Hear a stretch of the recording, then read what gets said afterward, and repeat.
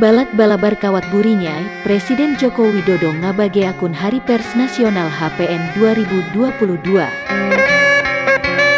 Inyana nyarita ka pers minangka pituduh dina milih informasi. Hal ieu ditepikeun ku Jokowi dina akun Instagramna sakumaha katinggal dina dinten Rebo 8 Februari 2022. Inyana ngunggah foto ilustratif pers anu ngandung kecap Selamat Hari Pers Nasional. Presiden Jokowi mitutur, warta jeung informasi datang jeung indit, teu apal rohang jeung waktu. Hiji warta tacan lengkep ka harti kupikir, geus mecenggul warta anyar ti sagala rupa arah, tina mangsa jeung grup obrolan, pon kitu dina dunia maya, kitu oge nu medar tina carita ka carita. Jokowi nembohan, pers mangrupa pituduh dina milih informasi, inyana miharep pers terus nyorong kana kamajuan. Di satengahing legana informasi eta, untung urang masih boga sumber informasi anu seger, akurat tur dipercaya.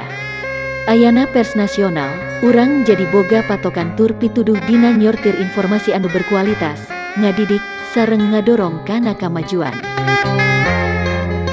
Sakitu kapihatur, ti langit redaksi balabar kawat burinyai nu ngamancanagara, ngabewara.